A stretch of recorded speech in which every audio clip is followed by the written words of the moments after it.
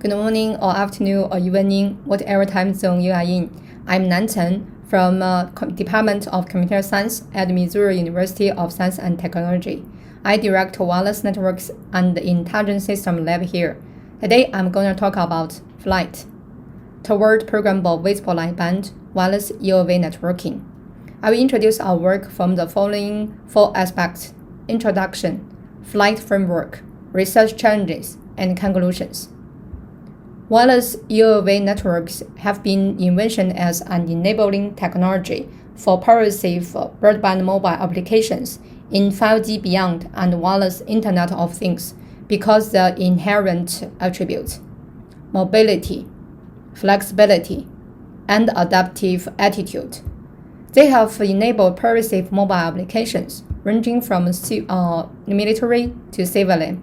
For example, air battlefield surveillance, border control, ubiquitous coverage in remote and disaster areas, intelligent transportation, and among others.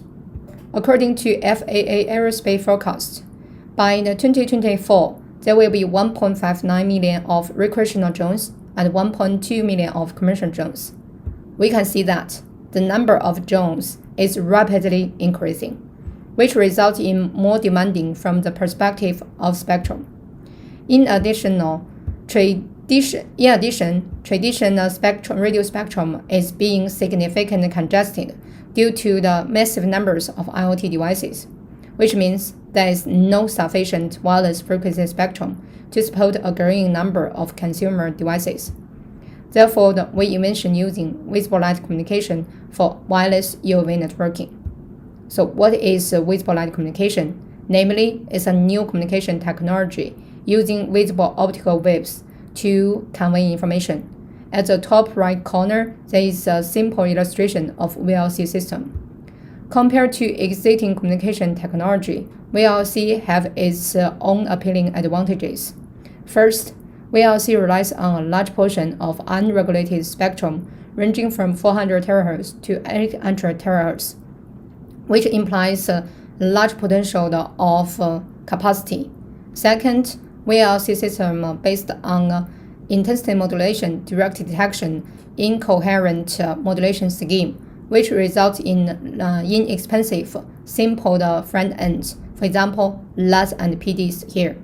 Moreover, VLC will not interfere the current wireless access networks and can be safely used in some restricted environment, for example, hospital and aircraft.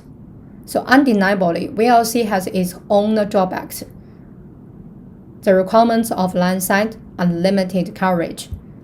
However, it cannot prevent it being a viable alternative to enable wireless UAV networks. So here is a proposed flight scenario where we can see that a set of flying drones serve the ground users by using VLC. On one hand, drones' dynamic mobility can help maintain wireless line-of-sight visible links.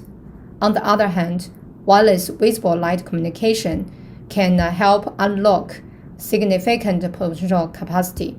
So this is a win-win mode. While there have been significant advances in understanding and designing efficient physical layer of single link VLC system, there are still major challenges to be overcome to enable visible light band wireless UAV networking, which means visible light band wireless UAV networking is still in its infancy. Therefore, the objective of this work is to design a clean slate visible light band wireless UAV networking framework, to develop UAV programmable protocol stack, to implement software-defined flight testbed. So next, we will introduce flight framework.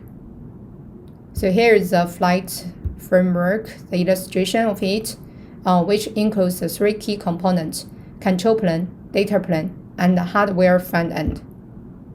The objective of the control plane is to implement network optimization and to determine drone movement parameters based on customized network control objective. So we can see that control plane will retrieve the network state information from data plane and store them in the register library, including interference and noise levels, link status, coordinate of area and ground users. Then these operating parameters can be optimized at network runtime by implementing different customized network control and learning-based intelligent algorithm, including load balancing, association control, and zone movement control, and etc.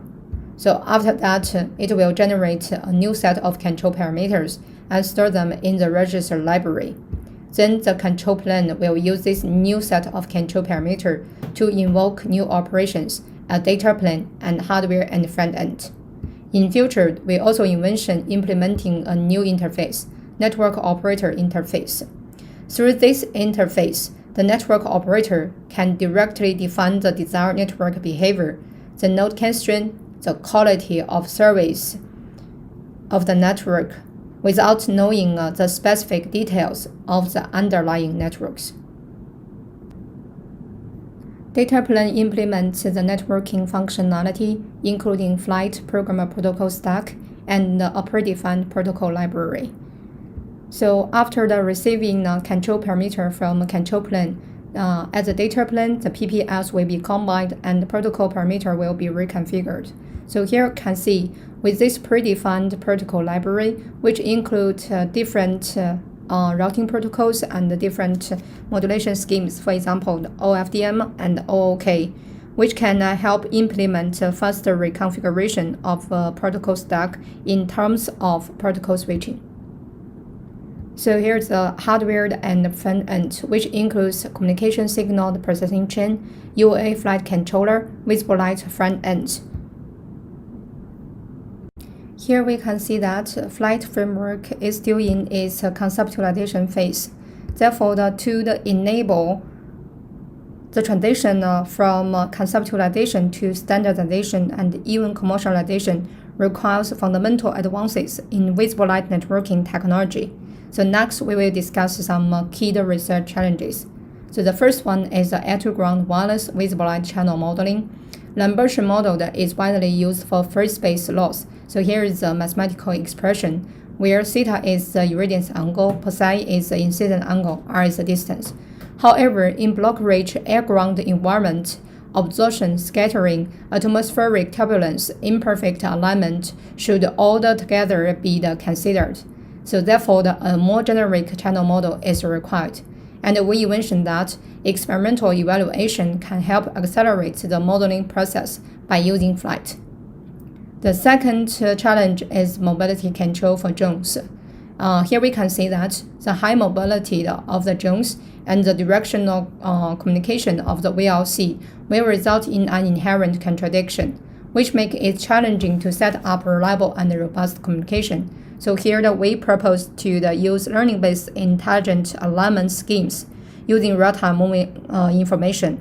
So by predicting the node's movement, we can control the movement and rotation of the drones to implement proactive alignment and association switching while maintaining a reliable communication links.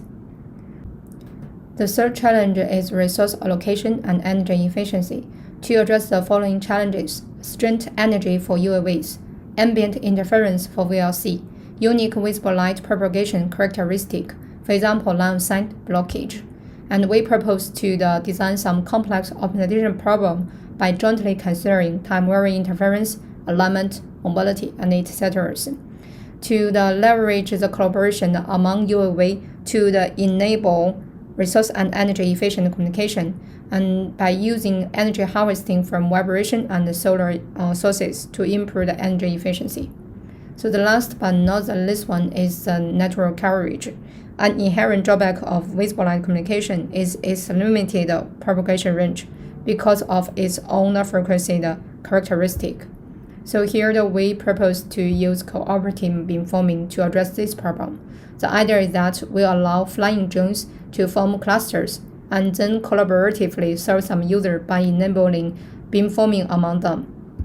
So however, the traditional IMDD modulation scheme will carry no phase information. Therefore, the traditional phase shift-based RF beamforming techniques cannot be directly applied to VLC system. We need to find another way. Finally, we come to the conclusions. So we proposed a visionary flight framework, and we presented a software-defined flight architecture, and we discussed some key research challenges and potential solutions. So for next step, we plan to develop an experimental testbed based on flight architecture and to design and validate the feasibility of the invention potential solutions. Thank you. Any questions are welcome.